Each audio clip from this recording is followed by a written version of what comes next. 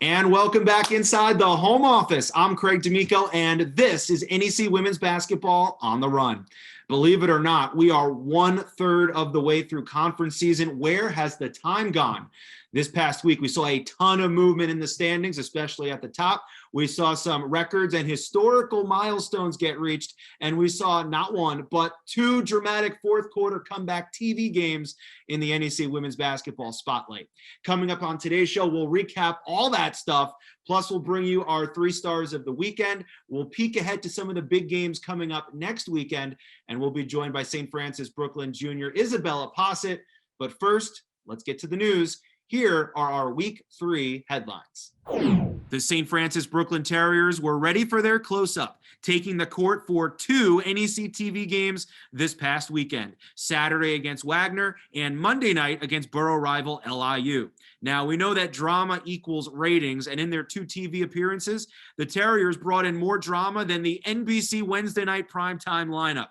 First on Saturday, the Terriers took on the Wagner Seahawks, who were coming in a perfect 4-0 in league play. Coming out of the half, Wagner outscored the Terriers 18-4 in the third quarter, with St. Francis Brooklyn shooting just 2 for 12. But in the fourth, how the turntables have turned. With the Terriers down by as many as 13, they got back into the game, limiting Wagner to just 3 for 7 shooting and forcing 11 Seahawk turnovers. The Seahawks would go scoreless for the final 4:43, with Alyssa Fisher hitting the tying 3 and Nev Dmitrievich hitting the go-ahead 3 off an assist from Fisher. The Terriers knocked off the previously unbeaten in conference Seahawks 62-55. Then on Monday night, in an MLK Day primetime affair, the LIU Sharks were up 6 in the fourth quarter when the Terriers went on an 11-0 run. Kalia Edwards, clutch. She led the way with a clutch free throw, 3-pointers, and a dagger jumper with just about a minute to go to help complete the comeback and lead the Terriers to a 59-53 victory. The Terriers have now gotten the better of the Sharks 6 times in their last 7 meetings and have won all 4 games that they've played this year, knocking off preseason number 3, preseason number 2, and preseason number 1, and their arch rivals in the process. Now, I was on the call of Monday night's game, and I want to give some special shout outs. First, Zaria Hutchinson, sophomore from Alabama, made her 4th start to the season and was phenomenal for St. Francis Brooklyn, getting a season high 11 points.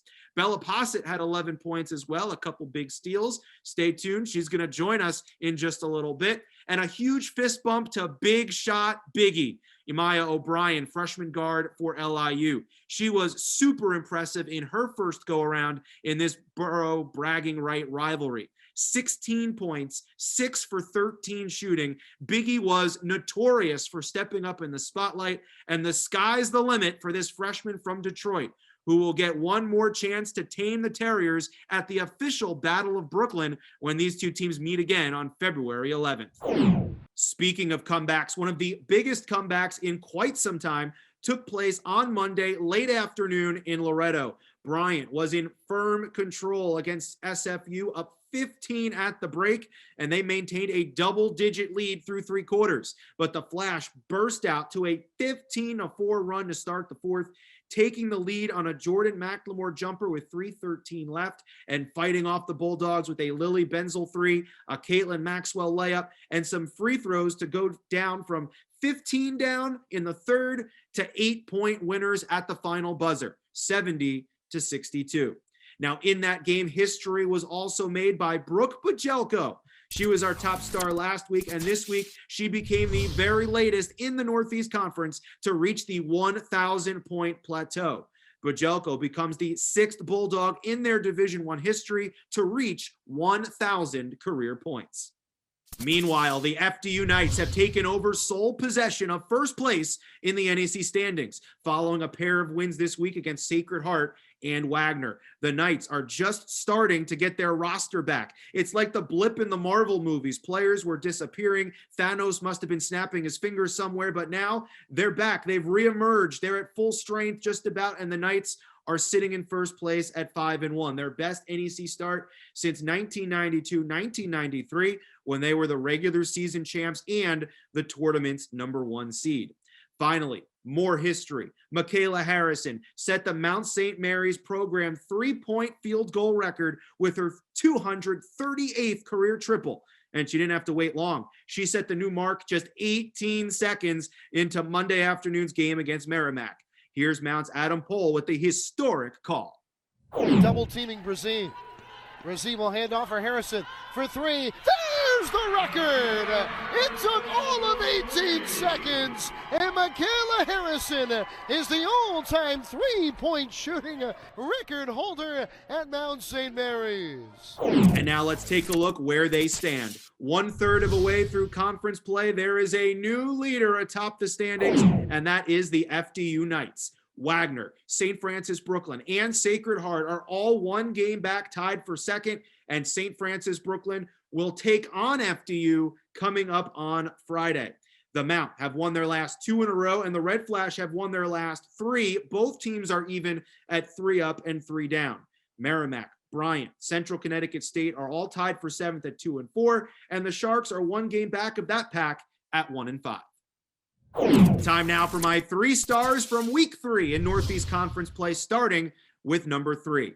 Kalia Edwards, the grad senior from St. Francis Brooklyn, began the weekend taking on her former mates, the Wagner Seahawks. Edwards scored 5 of her 12 points in the fourth quarter, including a big 3 with 5:20 left to pull the Terriers within 1 as they were in the midst of their comeback. Then in Monday's come-from-behind effort, Edwards scored 11 of her game-high 17 points in the fourth quarter, including the go-ahead free throws with 4:45 remaining, a wide-open 3 where myself and Allie Jacks, the broadcasting table, were the closest ones in the vicinity to Edwards, and a clutch jumper with 1:03 left to put the Terriers up by 3 and put them up for good. Edwards was calm, cool, collected, and clutch in the Terriers' pair of comeback wins. She is our number 3 star of the week. Our number 2 star is Kendall Brazee, the Mount St. Mary's senior and the reigning NEC Player of the Year, had a Player of the Year type weekend. Brazee recorded her 3rd straight double-double with 25 points and 11 rebounds, in addition to 5 assists and 4 steals on Saturday against the Bulldogs. The 25 points marks her 2nd highest scoring output of the season, behind 27 points in mid-December against UMES. Then her double-double streak came to an end, but barely. She had just 21 points, 9 rebounds, and 6 assists in the victory against Merrimack. And finally, our number 1 star of the week is FDU sophomore Chloe Wilson. With the Knights still shorthanded on Saturday, Wilson recorded 18 points and 7 rebounds against Sacred Heart. And then in a battle for first place, the Knights toppled Wagner to take over sole possession of the league's top spot. Wilson notched her 2nd double-double of the year with 19 points and 15 rebounds. Now, Wilson all weekend long made her hay at the charity stripe, going 21 for 24 in the 2 games combined. Chloe Wilson from Fairleigh Dickinson University, first place Fairleigh Dickinson University, our top star for week 3 in the Northeast Conference. And now joining us here on NEC Women's Basketball on the Run, it's our special guest of the week, junior guard from the St. Francis Brooklyn Terriers, who have won their last 4 in a row. It's Isabella Posset. Bella, thank you so much for joining us here today. Thank you for having me. Now, your team, as we mentioned, you've won the last 4 games in a row, including comeback wins in both your games this past week against Wagner and LIU. So what worked so well for you guys with your backs against the wall there to try and pull those games out?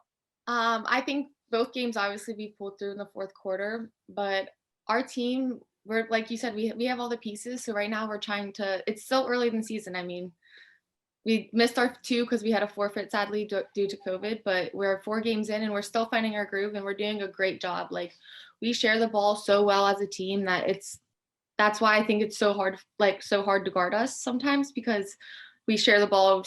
Everyone has a day. You never know. Like, it's amazing. And it's awesome to count on every player, like all 12 of us, like everybody. It certainly, I'm sure, gives your opposing teams, keeps them up at night, studying tape and scout. Yeah.